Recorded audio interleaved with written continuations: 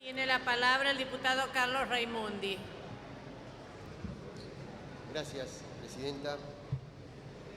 Bueno, desde luego, adelantar el apoyo del bloque al proyecto y pedirle permiso para insertar lo que me quede pendiente, presidenta.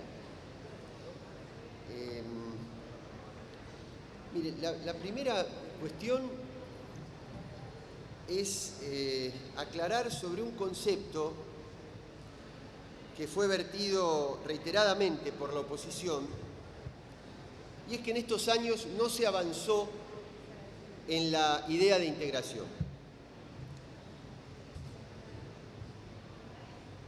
Yo me pregunto respecto de qué categoría de análisis se plantea el no avance de la integración, o preguntar respecto de qué tiempo histórico, con qué tiempo histórico comparan para ver si se avanzó o no se avanzó. ¿Para qué? Para poner en un contexto este proceso.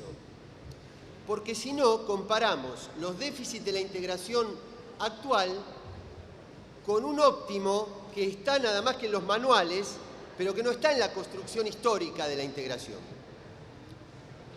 Entonces me parece que habría que comparar, por ejemplo, si tomáramos la categoría de calidad democrática y lo comparamos con los años 80, cuando se inicia con una gran visión de largo plazo, con una gran visión estratégica de los presidentes Alfonsín y Sarney, pero en ese mismo momento en Chile gobernaba Pinochet, en Paraguay gobernaba Stroessner. Entonces, hubo grandeza política en el planteo inicial, pero había un contexto y en términos de construcción de poder, esa grandeza no impidió que después viniera la ola neoliberal en la Argentina y viniera Collor de Mello en Brasil. Por lo tanto, tampoco es un proceso para comparar diciendo aquel era un mejor momento. ¿Cuál era un mejor momento? ¿El momento de Bucarán o de Lino Gutiérrez en Ecuador, con el estallido económico-social? ¿Cuál era? ¿El de Sánchez de Lozada en Bolivia, que tenía paradójicamente la misma dificultad que tiene el actual presidente, Evo Morales, para hablar el español, pero no porque su idioma de origen fuera el de un pueblo originario, sino que era el de las universidades anglosajonas que lo habían colonizado como presidente y como miembro de la clase dirigente de ese país? ¿Cuál era el mejor tiempo? ¿El tiempo del Caracazo contra el segundo Carlos Andrés Pérez en Venezuela? ¿Cuál era el mejor tiempo? ¿El de Fujimori en Perú? ¿Con qué tiempo histórico comparamos? Otra categoría de análisis podría ser los indicadores económicos sociales. Y entonces, si tomamos ejes fundamentales como los déficits públicos, los niveles de endeudamiento, otra categoría de análisis podría ser la calidad de vida de la población, y tomemos el ingreso de millones de personas pobres a las clases medias de sus respectivos países. Entonces, señora presidenta, si uno compara con el pasado de las décadas recientes, en términos de calidad democrática, yo me quedo con esta etapa donde la reunión de los presidentes de la región logró frenar los golpes de Estado y estabilizar los procesos populares y democráticos de la región. Y en términos de indicadores sociales, también me quedo con esta etapa donde hay repetición de las mayorías electorales porque reafirman la voluntad popular de apoyo a esos gobiernos. Y si hay un hito en la calidad de la integración, es noviembre del 2005, cuando la región estratégicamente decidió desacoplarse del desplome del capitalismo financiero internacional en unidad. Entonces, señora presidenta, puede ser que haya algunos déficits institucionales, puede ser que haya algunas escaramuzas comerciales transitorias, pero esas no son las categorías fundamentales.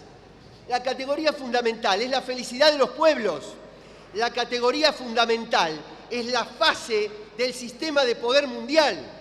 Y desde ese punto de vista, desde la calidad de vida de los pueblos, desde la inclusión social y desde la capacidad de América Latina de incidir en la agenda internacional, no hay otro momento más avanzado de la integración regional.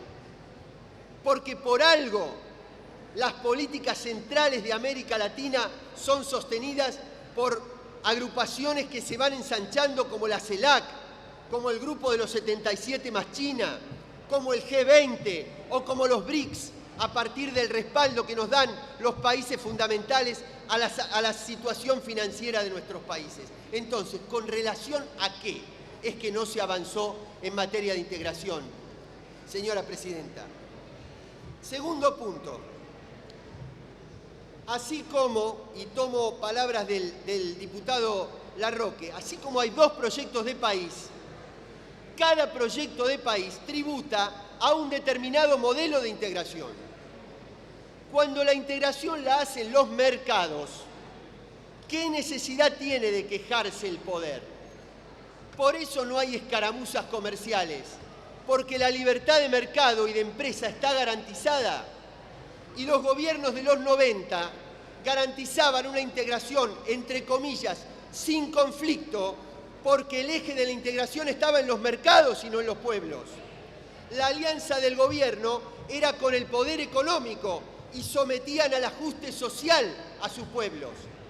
Los años 2000, esta etapa plantea otro modelo de integración, otro modelo de alianza, donde los gobiernos populares hacen alianza con sus pueblos y eso genera cierta conflictividad en los sectores comerciales.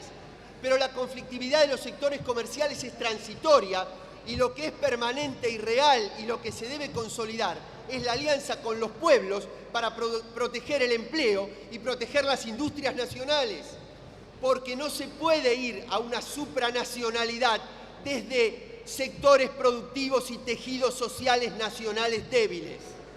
Por eso no hay contradicción entre protección de determinados sectores industriales para proteger el trabajo y la alianza social con la integración. Desde luego que hay sectores que le van a imprimir conflictividad desde los medios hegemónicos para crear un clima adverso a esa integración. Pero en esa integración es la que creemos. Yo no creo que eso implique una pérdida de calidad de la integración. Creo que al contrario, es lo que mejora y le da estabilidad en el tiempo y sostenibilidad social a la integración, que es no la alianza del gobierno con los factores del mercado, sino del gobierno con los pueblos, aunque genere algunas conflictividades en los mercados. El tercer punto, señora Presidenta, son las contradicciones absolutas que tenemos con algunas miradas de la oposición. Voy a tratar de resumirlas, porque el concepto, la idea es, vayamos a un acuerdo general antes de fijar el día de la elección. Construyamos la supranacionalidad antes de votar de manera directa en el Parlamento. Démosle facultades legiferantes al Parlamento del Mercosur antes de darle legitimidad pública. Yo creo que es al revés, señora Presidenta. Ya lo había escuchado en la comisión, en el plenario de comisiones, el presidente de uno de los bloques mayoritarios, diciendo que le hubiera gustado ir a Paraná con la presidenta, junto con los bloques opositores, a decirle a Brasil, este tiene que ser el día que nos pongamos de acuerdo para votar todos juntos en el Mercosur. Señora Presidenta, vive en un mundo de fantasía. ¿Quién puede imaginar que la presidenta de Brasil va a atender el apoyo de un grupo, de un rejunte de bloques opositores que se destrozan a nivel de la política interna, pero que coinciden en decirle que tiene que haber un día simbólico a una presidenta que acaba de ganar por 2 puntos nada más la elección, presionada por los poderes económicos del Estado de San Pablo, que en dimensión equivalen a los números de toda la República Argentina. Señora Presidenta, la supranacionalidad no se construye desde un acuerdo superestructural, no es una decisión superestructural, es una construcción política. Y si no se puede por el acuerdo político, como no se ha podido hasta ahora, lo que hay que hacer es conmoverla desde el hecho social, de la expresión de la voluntad popular, para exigirle a los otros países que sigan el mismo camino. El último punto, Presidenta. ¿Cómo hubiera sido preferible? Y aquí marco otra contradicción. Un diputado de un bloque, de una alianza, planteó casi textual, porque lo anoté cuando lo escuchaba, cuánta grandeza hubo en otros momentos y cuánta mezquindad en esta discusión pequeña. ¿Sabe cuál fue el párrafo siguiente?